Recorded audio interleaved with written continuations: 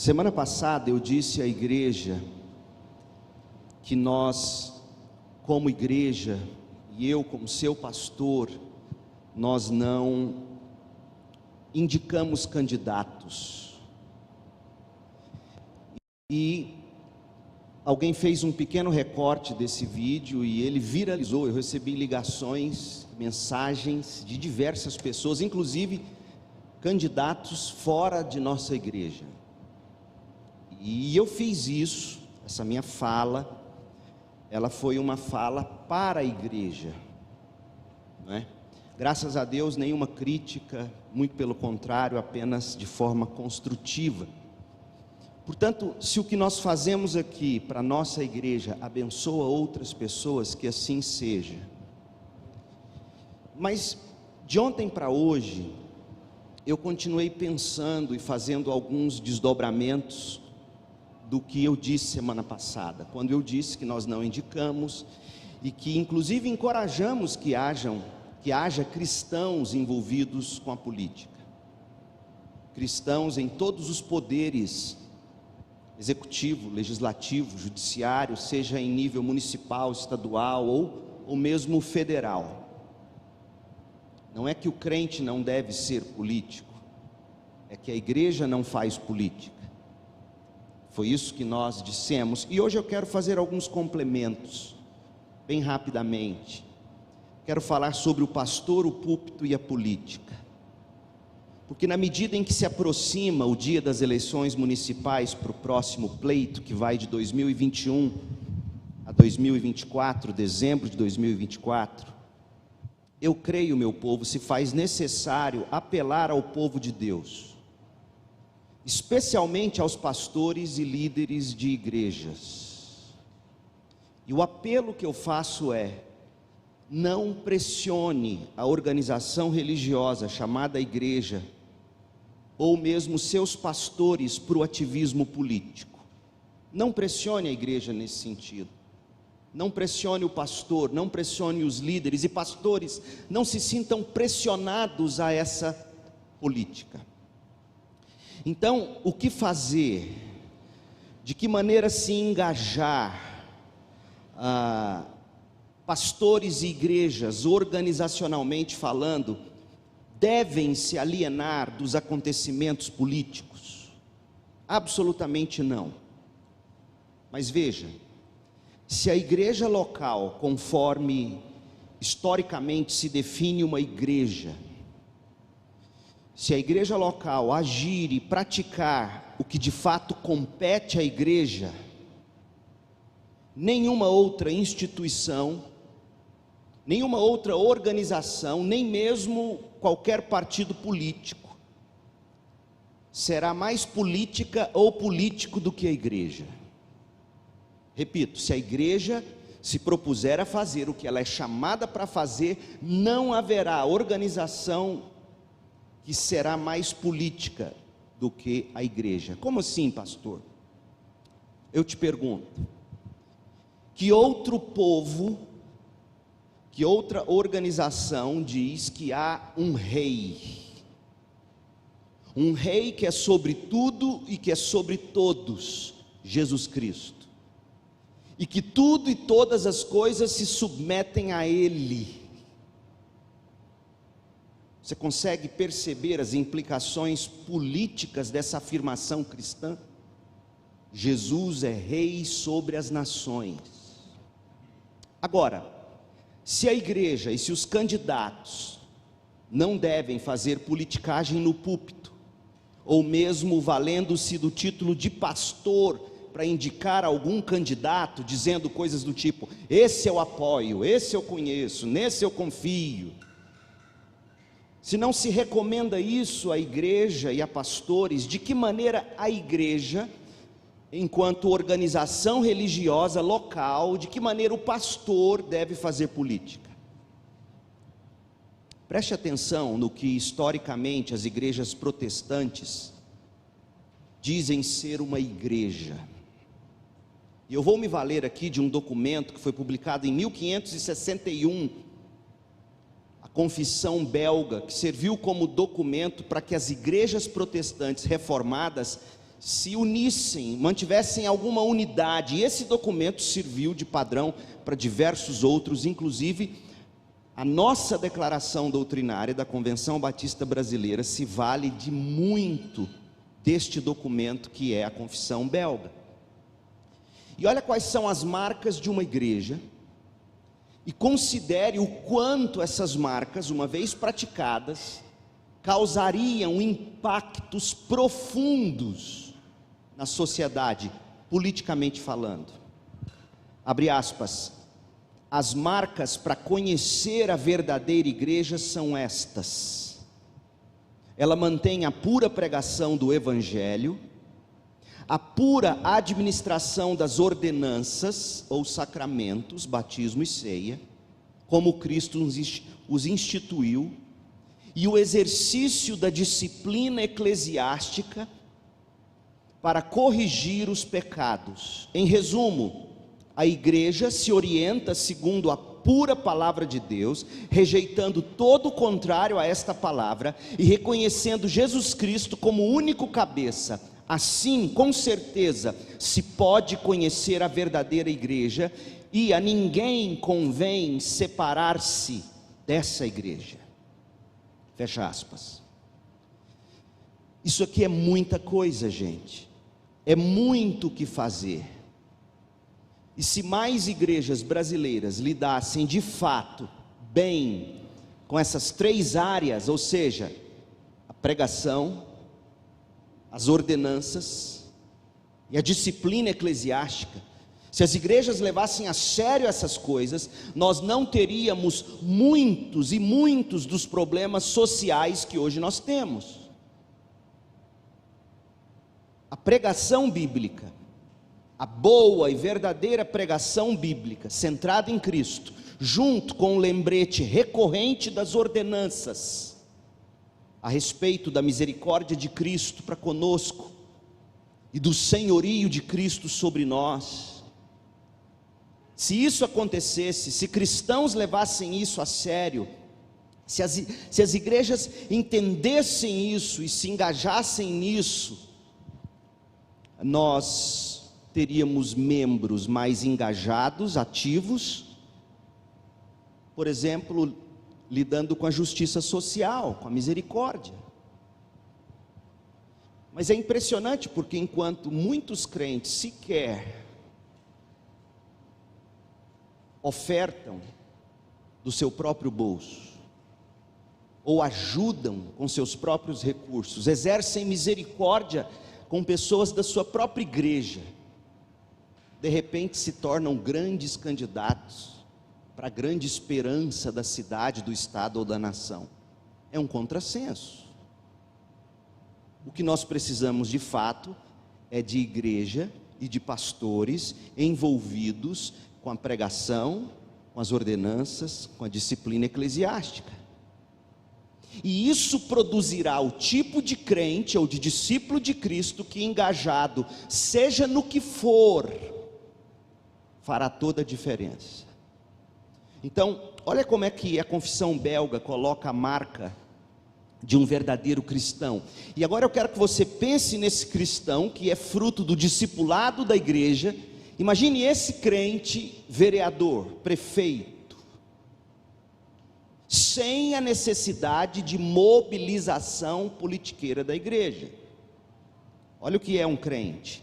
Aqueles que pertencem à igreja podem ser conhecidos pelas marcas dos cristãos, a saber, pela fé e pelo fato de que eles, tendo aceitado Jesus Cristo como único Salvador, fogem do pecado e seguem a justiça, amando a Deus e seu próximo. E eu gosto dessa parte, não tem nada a ver com o nosso momento político, mas eu não resisto à brincadeirinha. Esse crente, ele não se desvia nem para a esquerda nem para a direita. Entendeu? Pegou a visão? Porque não tem nada mais radical do que o cristianismo, gente, devidamente praticado. Ele não se desvia nem para a direita nem para a esquerda, e crucificando a carne com as obras dela, Isto não quer dizer, porém, que eles não têm ainda grande fraqueza, mas pelo Espírito combatem a fraqueza em todos os dias de sua vida, e sempre recorrem ao sangue, à morte, ao sofrimento e à obediência do Senhor Jesus. Nele eles têm a remissão dos pecados pela fé. É isso que se diz sobre o que é um crente, historicamente falando. A política, gente, principalmente os crentes na política, seriam diferentes se os pastores se ocupassem exclusivamente de cumprir o chamado pastoral. E qual é o chamado pastoral? Efésios 4, verso 12. O chamado de um pastor é aperfeiçoar os santos para o desempenho do seu serviço na igreja e fora dela. Sendo assim, ou para que assim seja, eu acho que nós devemos orar para que a igreja e os seus ministérios alimentem o rebanho de Deus com a palavra de Deus, centrada no Evangelho de Cristo. O Cristo que viveu sem pecado, crucificado, morreu e ressuscitou vitorioso. Portanto, crentes, não espere de seus pastores que eles mobilizem vocês em apoio a candidatos, políticos, ou mesmo iniciativas legislativas, mas que os seus pastores os apontem continuamente para Deus, para a palavra de Deus e para as Escrituras. Esse é o chamado pastoral. E por favor, entendam bem o que eu estou comunicando aqui.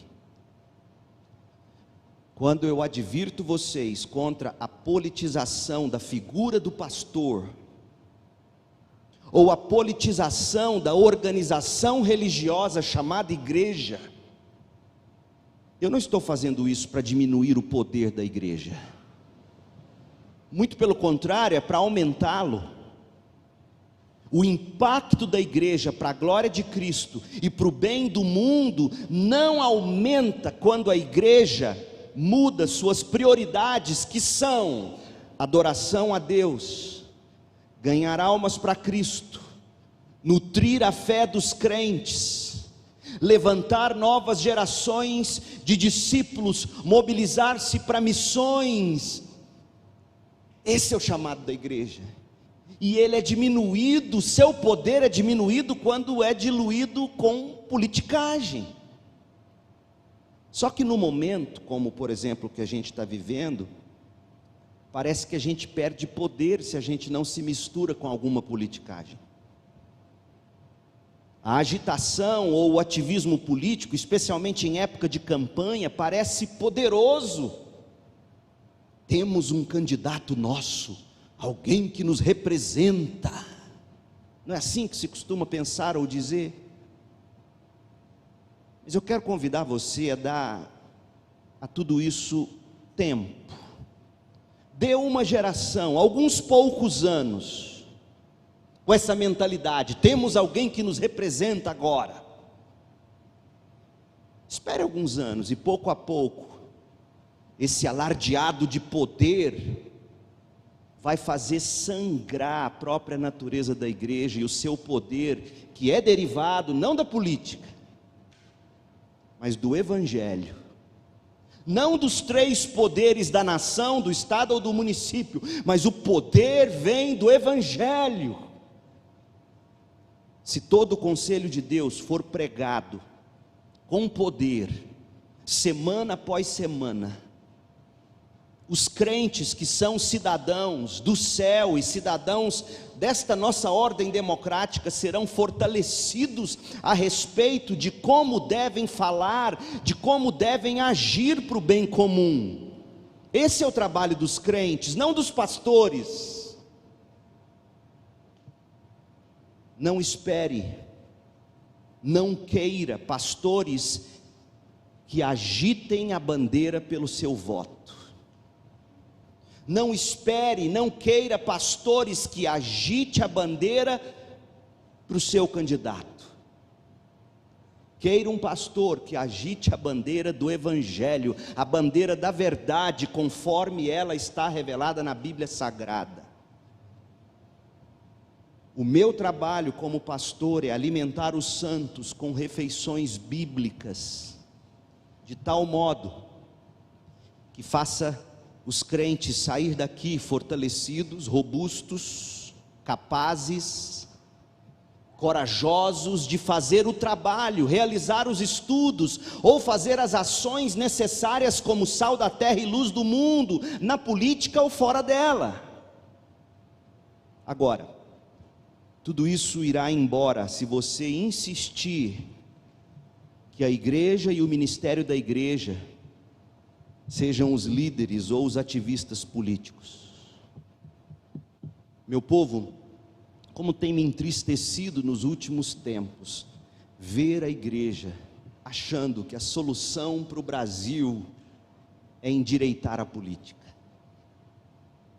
Púlpito não é lugar disso, é lugar da palavra de Deus, que alimenta, corrige, exorta, encoraja, e os crentes, ao saírem daqui, se envolvem naquela vocação que eles entendem como sendo de Deus para eles, seja a vocação política, seja a vocação como médico. Olha como faz falta um médico crente. A pessoa tem um câncer, ela procura um médico, chega diante do médico, e o médico vira para ela e diz: eu não acredito em cura de câncer.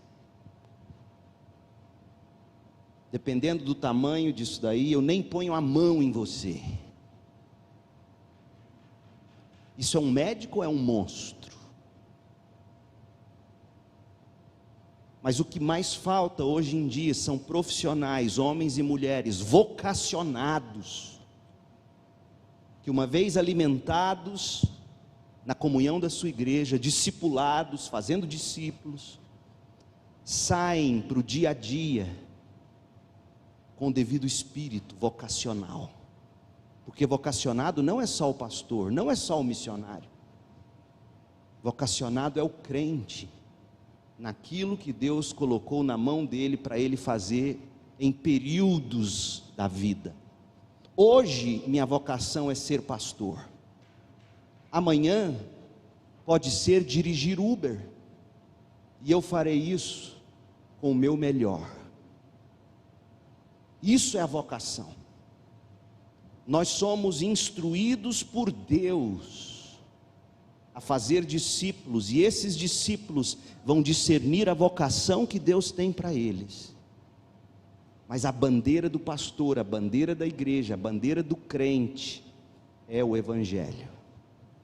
Semana que vem, Deus permitindo, em poucos minutos, mais uma vez, eu vou buscar apresentar algumas ações práticas de como pastor, púlpito e política se misturam, e eu espero com isso poder ajudá-los. Mas saia daqui com a seguinte convicção: se o pastor exercer a vocação dele, que é equipar os santos para o serviço, e se a igreja entender que essa é a função da igreja, adorar a Deus, edificar o povo de Deus e mobilizar o povo de Deus para fazer discípulos, se a gente entender isso, nós faremos toda a diferença sem precisar de politicagem. Vamos orar. Feche seus olhos e ore comigo.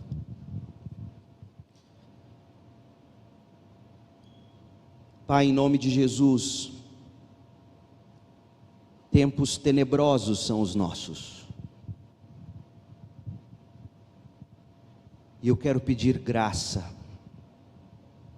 sobre a minha vida, sobre os meus colegas pastores, sobre os líderes de igrejas, graça sobre a igreja do Senhor, a organização religiosa chamada igreja neste país, que tendo esquecido qual é a sua verdadeira vocação, tem visto sangrar o seu poder. Ó Deus, devolva-nos a consciência de que o nosso poder está no Evangelho. O Evangelho que é poderoso para salvar, o Evangelho que é poderoso para santificar, transformando homens e mulheres à imagem de Cristo, e assim sendo, exercerão misericórdia, buscarão justiça social, alimentarão os famintos. Ó Deus, por uma igreja assim, dá-nos discernimento, dá-nos graça para compreender este momento,